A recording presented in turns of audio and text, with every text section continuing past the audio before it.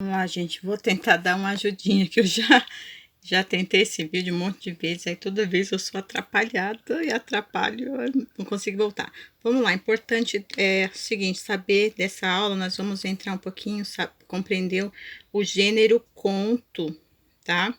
Nesse conto precisamos saber um pouco sobre os elementos da narrativa e seus discursos, tá? Então, você vai encontrar isso na apostila de vocês. Se não me engano, deixa eu ver qual é a página. Ai, eu não coloquei aqui. Mas é a parte que começa dos contos, tá? Deixa eu... Contos. É a partir da página 17 da apostila de vocês. Aí começa assim, logo perguntando. Você olhando essa imagem, você consegue criar uma história e contar para alguém? Basta a gente imaginar e contar para alguém, você já está fazendo, já está contando, está fazendo uma narrativa, tá? Mas para isso, a gente precisa saber do seguinte, precisa saber como é que se faz uma narrativa. Primeiro, narrar é contar uma história. Você contou um fato, uma história, seja ela real ou ficção, você já está fazendo a narrativa, e os contos fazem parte das narrativas. Sabe que conto, muitas vezes, ele é ficcional. Para que haja uma narrativa, a coisa principal que tem que ter, os personagens, tá? Se não tiver personagem situado em um tempo e em um espaço, você não tem uma narrativa, porque você só vai contar algo que já aconteceu. Se não tiver acontecido, ou seja, em algum tempo, não é narrativa, entendeu? Para isso, nós precisamos conhecer os elementos básicos da narração. Os elementos básicos da narração são enredo, personagem, tempo, espaço e também o narrador. Então, nós vamos conhecer um pouquinho de cada um deles. O primeiro, nós vamos ver sobre o enredo, tá? Vocês podem acompanhar aí no caderno de vocês, que se vocês vão colocar no caderno. O enredo, pessoal, é a estrutura do texto em si, ou seja, a história em si. Muita gente fala, a história tem começo, meio e fim. Numa narrativa ou num conto, é preciso saber que o começo é chamado de exposição, que é o parágrafo onde você coloca quem é a personagem, quem é, em que lugar se passa a narrativa, quando acontece, isso tudo vem dentro da exposição. Depois vem a parte do desenvolvimento, que muita gente chama, é o meio da história. Mas aqui é desenvolvimento. É quando começa a acontecer algo de importante, tá? Ou seja, também chamado de complicação. E aí essa complicação vai aumentando. Quando essa complicação chega num ponto crucial que você, nossa, o que será que vai acontecer? Ela é chamada de clímax, também chamado de ponto de maior tensão. E aí, depois que passa esse ponto de tensão, aí vem o desfecho, que muita gente chama de final, onde se desenrola a história. Quem é bom fez coisa boa, quem é mal faz coisa má, né? E aí por diante. E o segundo elemento básico que não pode faltar, obviamente, é a personagem. De jeito nenhum deve ficar sem a personagem. Personagem, ele é o principal, tá? Muitas vezes tem gente que pergunta assim, professor, por que você fala a personagem, não o personagem? É porque tem toda uma história por baixo dos panos aí, que personagem nada mais que a tradução da palavra máscara, que veio lá do latim, do tempo dos romanos, que começou a criar, que foi criado os teatros, e os homens que faziam todas as participações, que mulheres eram meio separadas. Então eles usavam máscaras para representar cada personagem, entendeu? E por isso que é chamado a personagem, que veio da palavra máscara, que é uma palavra feminina, tá? E personagem, existem dois tipos de personagem na história, que é o personagem principal, também chamado de protagonista, e as personagens secundárias, que é aquele que faz pouca coisa na história, né? Aparece menos, que o protagonista é aquele que está sempre por dentro da história, é o principalzão mesmo, tá? Depois da personagem, vem algo muito importante que vocês precisam saber, é o tempo. Toda a história, ele tem um tempo. E o tempo ele é contado da seguinte forma: existem dois tipos, é o tempo cronológico e o tempo psicológico. O cronológico é aquele que começa hoje, termina amanhã, começou agora, vai terminar mais tarde, então ele vem seguindo uma sequência. Já o psicológico não. Desculpa. O psicológico é aquele que de repente o personagem está num momento e aí a história dele, ele pensa e a mente dele vai lá para um momento do passado, foge da realidade. Acho que, sabe aquele desenho? Eu pelo menos lembrei dele agora. O desenho do Naruto. Tinha hora que ele estava na boa, daqui a pouco lembrava das coisas do passado, de quando era pequeno. Aí eu falo, nossa, esse desenho aqui é meio psicológico, né? Vocês podem analisar ele em outros momentos, em histórias que vocês leem, vocês vão ver, vão saber diferenciar. Ah, professora, mas eu peguei um livro e não falava. É a data, nem o horário, que marca o tempo, né? Mas assim, existem palavras no texto que já marcam o tempo. Essas palavras, você vai encontrar ela com o uso das conjunções. Lembra das classes gramaticais que eu passei em umas aulas anteriores para vocês? Que tinha a conjunção, que é aquela palavra que liga uma oração à outra? Então, essas conjunções, existem conjunções que dá sensação de tempo. Por exemplo, quando você pega um conto e fala, era uma vez, né? Uma baratinha. Esse era uma vez é uma conjunção, ou seja, na realidade é uma locução conjuntiva. Conjunção é quando é uma palavra só, locução conjuntiva é quando tem duas. No caso aqui, ó, um dia, são duas palavras, é uma locução conjuntiva. E aqui, ontem, é uma conjunção porque é uma palavra só, mas o teor é o mesmo, é indicar o tempo. Então, essa conjunção de tempo, quando fala era uma vez, quando, durante, eu coloquei algumas aqui, mas vocês podem ver que existem muitas outras palavras que indicam tempo, tá?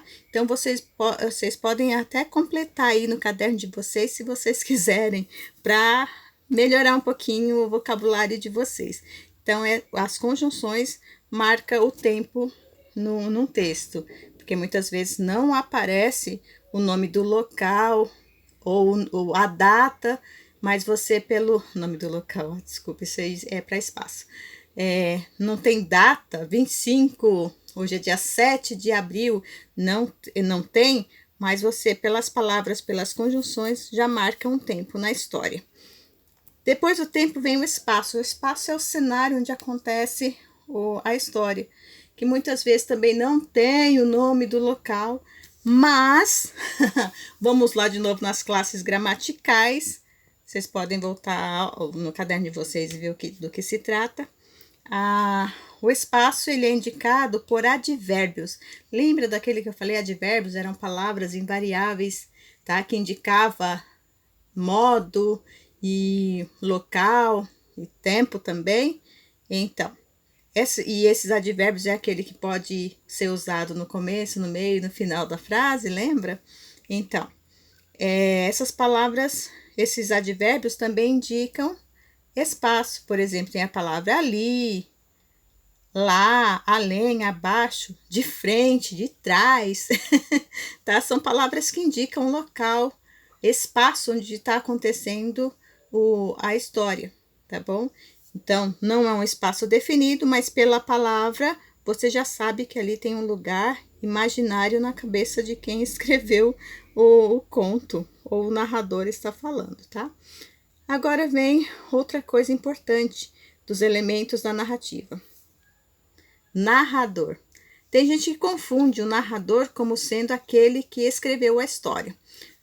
Não confunda, escritor é uma coisa e narrador é outra. Escritor pode ser aquele que escreveu a história, mas a função do narrador é ser também um personagem que está contando a história, tá? Então, o narrador é aquele que conta a história. E existem dois tipos não, existem mais, mas no momento eu vou falar só de dois tipos de narrador para você. É o narrador personagem, onde o narrador é o personagem principal ou está dentro da história e está contando o que ele está fazendo. tá? Então, ele sempre vai estar em primeira pessoa. Ah, eu vi, eu fiz, tá narrando coisas com ele mesmo. E tem o narrador observador, que ele vai sempre contar aquilo que a outra pessoa fez, tá? O que ele viu que a outra pessoa tá fazendo. Então, ele sempre vai escrever em terceira pessoa. Ah, ele fez, ela olhou, e aí por diante, tá? Agora, aí fala, mas narrador é tão importante assim? É, e mais importante ainda dentro de um texto, porque é necessário, esse narrador, ele tem formas de narrar. E essa forma de narrar é chamado de discurso, tá? Isso aqui é a segunda parte da aula de hoje, os discursos narrativos, tá? Discurso narrativo. Quando você vai fazer uma narração, você precisa pensar que tipo de narrador eu tenho que colocar. Que tipo é aquele narrador que conta tudo ou coloca a fala da personagem. Para isso, quem vai escrever, o escritor, ele tem 3 tipos de discurso a escolher: discurso direto, discurso indireto e discurso indireto livre. Tá? Vamos ver primeiro o discurso direto. Esse aqui é bem legal. No discurso direto, o narrador, tá? Ele reproduz a fala do personagem tal qual o personagem falou. Para isso, ele usa, antes da fala da personagem, usa o travessão ou a aspas em textos mais modernos, como você vai ver no texto A Onça e o Bode e o texto Melão e Melancia, eu acho que é isso. E antes do travessão, também é usado o verbo de elocução. Por exemplo, a professora disse, e aí coloca os 2 pontos para indicar que a personagem vai falar. Como, por exemplo, aqui, ó, a enfermeira afirmou. Esse afirmou é chamado de verbo de elocução, ou seja, mostrando que alguém vai falar. E os 2 pontos também ajuda. E aí depois vem o travessão e vem a fala completinha da personagem, que no caso a personagem era a enfermeira, tá? Então, a enfermeira afirmou, diz o narrador. Aí vem a personagem e fala, é uma menina, tá? Isso é discurso direto. No discurso indireto, o narrador já vai diretamente e fala, não com a fala não exprime a fala da personagem, mas ele conta o que ele vê ou o que ele ouve. Para isso, o que acontece? Há algumas modificações. Tira-se o travessão, aquele 2 pontos some, e no lugar dos 2 pontos você vai colocar o que ou o se, tá? Os conectivos que ou se, entendeu? E o verbo é declarativo, ele vai para o pretérito, que chamam de passado, e o verbo que o personagem fala também vai para o passado, porque ele está falando algo que alguém já falou. Então, vai ficar dessa forma, ó. A enfermeira afirmou que era uma menina, sendo que a fala do discurso direto era a enfermeira, deixa eu ver aqui, a enfermeira afirmou, 2 pontos, é uma menina. Esse é a fala da personagem que aqui estava no presente, vai para o passado, aqui. O virou era. Olha que legal. E por último, temos o discurso indireto livre, que esse aqui já é muito usado agora em textos modernos, mas em textos mais antigos você não vai encontrar. Encontra, mas assim, quase não se percebe.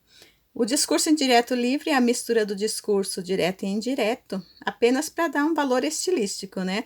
É quando tá lá o narrador, ele tá contando a história, mas vem uma fala interior, ou seja, uma coisa da mente do personagem, e aí o narrador expressa. Como, por exemplo, aqui, ó.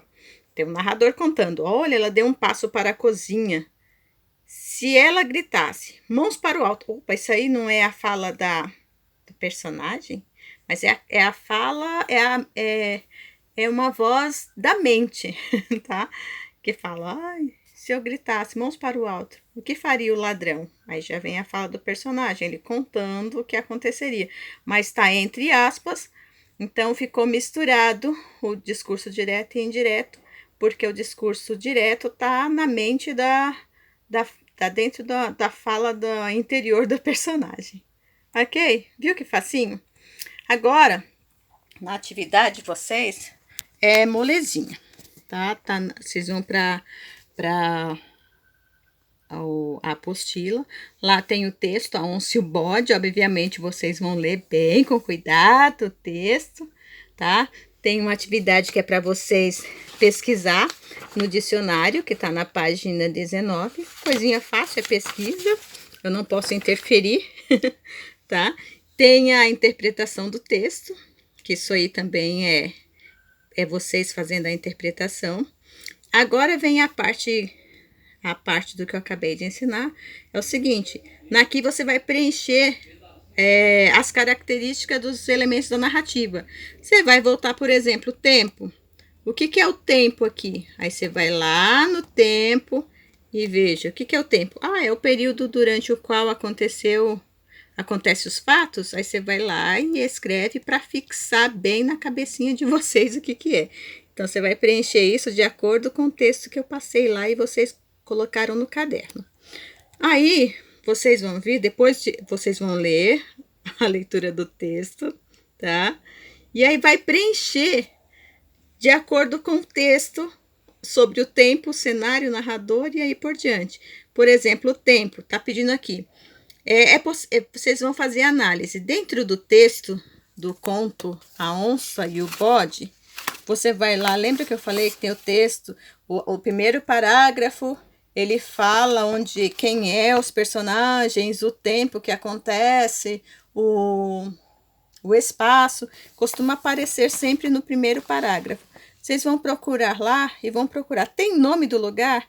Ah, professora, eu acho que não tem o nome do lugar onde aconteceu a situação.